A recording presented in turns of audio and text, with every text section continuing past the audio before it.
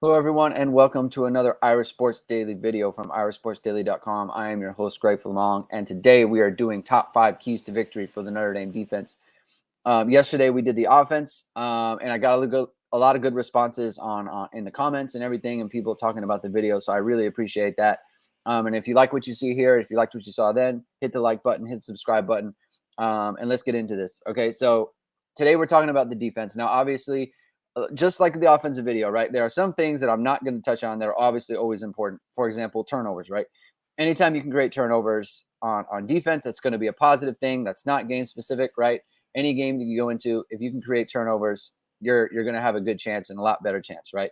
Um, so that's going to be a key to this game, right? If Notre Dame can turn over Ohio State and prevent turnovers on the other side, that's going to be a big deal, right? That the turnover margin is a huge indicator for college football victories. So let's just get that out in the open, right? And Notre Dame's got some guys that create a lot of turnovers. Isaiah Foskey was a strip sack machine last year. Created a bunch of fumbles off of sacks. Brandon Joseph has been around the ball a ton during his time at Northwestern. He had an interception against Ohio State in the Big Ten championship. I think it was in 2020. So they've got some players to do it. They need to do it in this game. But we're not going to bring that up because, once again, turnovers are a given. All right, so let's get into the keys. Top 5 keys to victory from Notre Dame defense. All right, first one.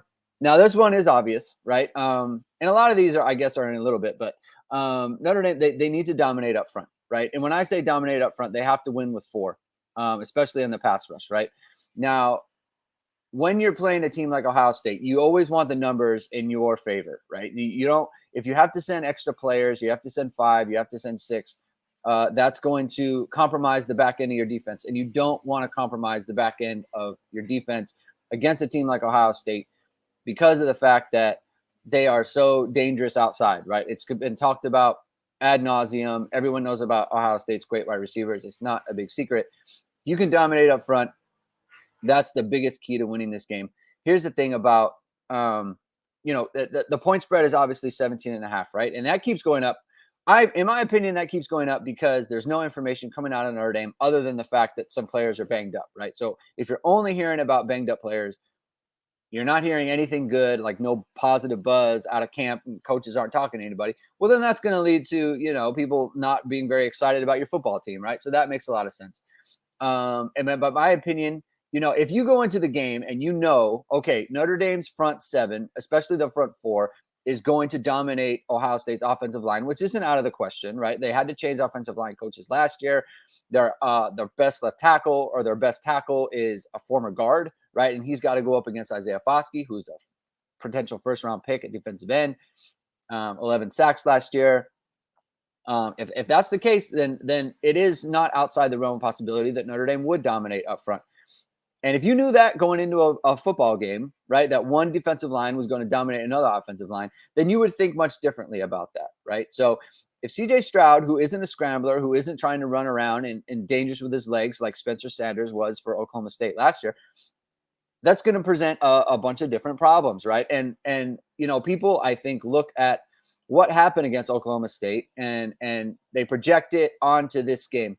The difference, though, is that Spencer Sanders was a scrambler. He was able to evade pressure and create plays and extend drives and that sort of thing. CJ Stroud isn't that type of quarterback, right? He wants to stand in the pocket and he wants to deliver the ball that way, right? So if you pressure him, if you're doing that, you can do it with 4. That means you can have 7 in the back.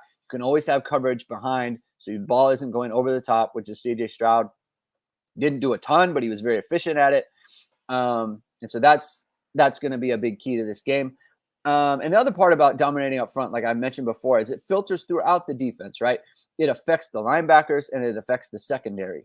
And when you're doing that, that makes everyone better, right? So people are, again, very concerned about the secondary against this receiving core.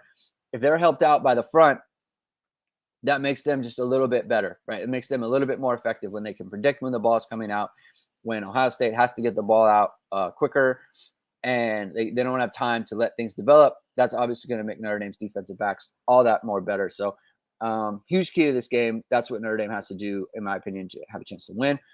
And it's important to remember yards don't equal points in this game. right? Keep them out of the end zone at all costs. Now, again, that's another obvious thing, right? Like big revelation. Don't let the opposition score, and it's a big key to victory. But I think, on the offensive side, I talked about Notre Dame needing to capitalize on their good drives, right? 4 touchdowns and 4 scoring drives equals 28 points.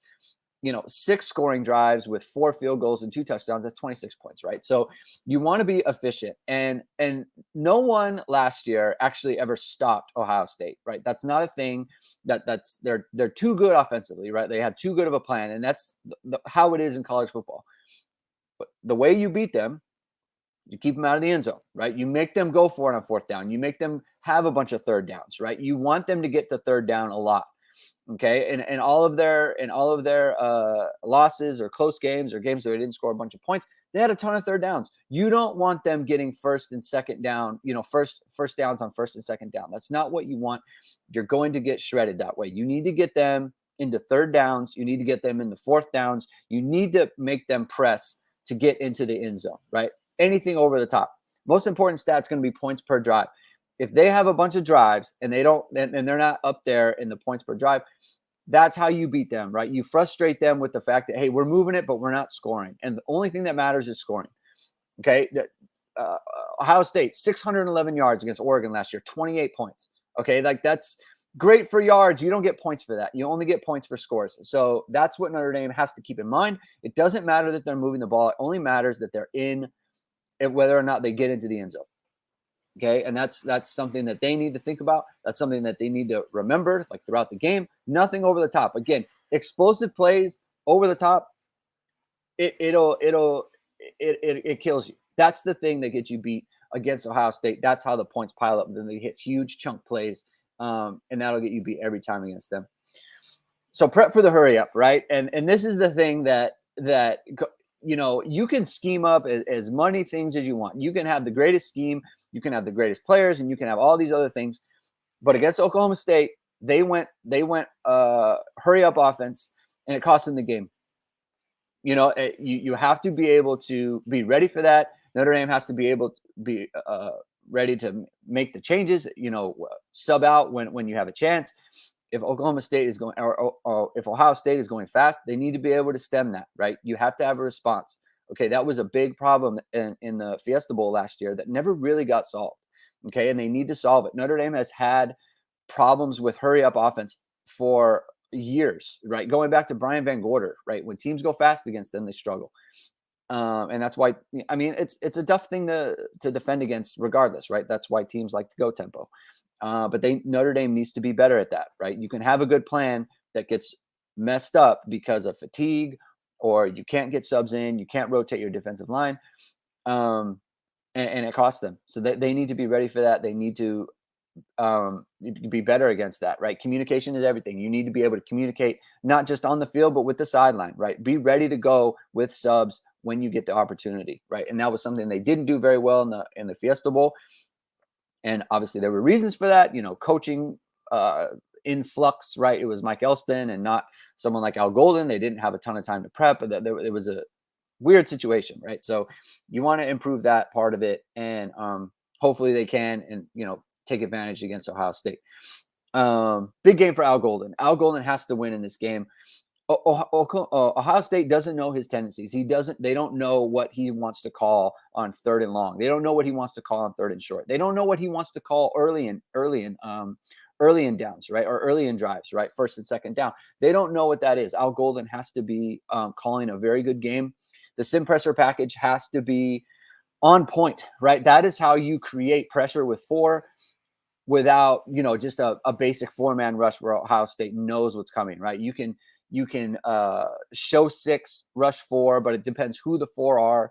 You want to use your utility players like Maris Liufau, Jordan Botelho, the linebackers, players like that. They need to vary what they want to do defensively, and you want to be able to keep them guessing, right? You don't want to know what's coming, right? They have a new offensive line coach, and that's going to be difficult for them in the first game, right? You have a new offensive line coach, players moving around on the offensive line, and now you have a coach who's going to come in and throw a bunch of, I don't want to say elaborate blitzes, but Al Golden knows how to bring pressure from various spots. Then the offense doesn't really know what's coming, right? And that's going to be the key. You always want to have the upper edge or the upper advantage that way, and keep the offense, on their toes. Confuse CJ Stroud, doesn't know who's coming, doesn't know who's dropping, doesn't really know who's in coverage. That's the type of thing that leads to pressure. That's the type of thing that leads to turnovers, what we talked about before. This is how you win with turnovers, is you bring pressure that they're not expecting, bring players that they're not expecting, and that's how you confuse an offense like Ohio State, who is generally humming on all cylinders. But when you can confuse them, when you can confuse the offensive line, that's where you have an advantage on them. And the last thing is tackle. It's obvious for a reason, right? Like, it's the most important thing. None of the rest of this matters if Notre Dame is missing tackles. Okay, it does. 1 through 4 can happen, but if you're missing tackles, then you aren't. That is how you lose, right? That is how drives get extended. That is how big plays happen, right? You get someone in the open field, you got to get them down, right? Someone breaks a tackle and suddenly they're running free in the secondary. Jackson Smith-Njigba, that is how he created so many problems for defenses last year. It's like they couldn't tackle him, they couldn't get him on the ground. Got to get these guys on the ground. Travion Henderson, you got to get them on the ground, right? And so it's just, it hangs over everything, their ability to tackle, right? And Notre Dame has been, Marcus Freeman talked about they were very hard hitting. They did a ton of physical work in the first couple of weeks of camp, and then they backed off when he felt like his team was ready. We're going to see if that pays off for them. That needs to be a big strength. Last year in the opener against Florida State, bunch of missed tackles led to extended drives for Florida State. It ended extended drives that led to touchdowns, right? That brought Florida State back in the game when Notre Dame was in control. So they got to clean that up. They got to be strong there in the opener. They have too many weapons, and they're too good to just have a poor tackling game against. It's tough in the opener because you haven't played yet, but they have to be on point with that in this game, because Ohio State has too many good players to just simply, too many good players to simply just miss tackles, have a good scheme, miss the tackles, and then that's going to compromise the defense wholly. And one last thing I didn't put in the slide that I want to mention too, and it kind of falls into the obvious, what you need to do to win the game. Stopping the run is obviously very important, right? And it kind of goes in with the tackling thing, right? It's just like, you can't allow them to run the ball. Do you scheme it up? I don't know how you have to respect the fact that they can go over your head anytime, right? And it's kind of up to the front four thing, like stopping the run, like dominate up front. You can't. They don't need, if Notre Dame has to commit extra players inside to stop the run, that's a very bad sign. Okay, Notre Dame needs to be able to control the line of scrimmage with their front four and then with their linebackers, right? The front four has to take up blockers. The linebackers, if they are free, they need to make plays. Okay, if Notre Dame is committing extra players to stop the run, they're in a very bad way, because obviously that compromises you in the back. You don't want to be compromised in the back against this team, right? Ohio State, their one big advantage, of course, is their wide receivers. And while they have other questions in lots of places, right, namely offensive line, namely defensive line and their defense, and they have questions to answer as well. But if you are compromising yourself against the number one strength, not just for Ohio State, but maybe in college football, that's how you give up not just points, but points quickly, right? Points quickly is going to be the thing that, in my opinion, you just can't have. Ohio State needs to have to work for what they are making in this game, right? If they're 3-play drives, 4 or 5-play drives, that's no good, right? At least the touchdowns, right? Like, they need to be able to you have to make them work to get their points. Stopping the run is the biggest key to that, because then you don't have to commit extra players inside. You don't have to move up Brandon Joseph. You don't have to move up DJ Brown, right? Like, you can get a nickel on the field, right? If you have to keep your linebackers in to stop the run, and that means leaving the nickel off the field, Notre Dame is dead. That's not going to work. So that's going to be the biggest key to this game. And so, to me, number one thing, I think they're all important. Number one thing is the front four has to dominate up front. and they got to tackle well. You dominate up front. It may just 1 and 5, right? The first one and the fifth one. If those are the two things that happen most consistently in this game, I really like Notre Dame's chances, and I think it flips. The whole 17.5 point favorites or underdogs or whatever Notre Dame is. It flips it if Notre Dame is winning up front consistently. So that's how I see the game. That's how I see it happening for the defense. If you like this video, hit the like, hit the subscribe button. If you disagree with me, if you think something else, if you think I missed something, hit me up in the comments, either on YouTube or go to the irasportsdaily.com website. Hit me up on the message board. Tell me what you think I missed, or what do you agree with, or anything like that. Stay tuned with irasportsdaily.com. We are going to bring lots of content to you throughout the week. Me and Jamie are going to have a Hit and Hustle show that comes out, I think, on Thursday morning. We're going to have a live show. You can talk about the team. You can talk about, what we expect. And, we're going to have a little bit more information from Marcus Freeman and that sort of thing. So hit us up there. Stick with us. Thank you for watching. Hit subscribe, hit the like button, and we will talk to you very, very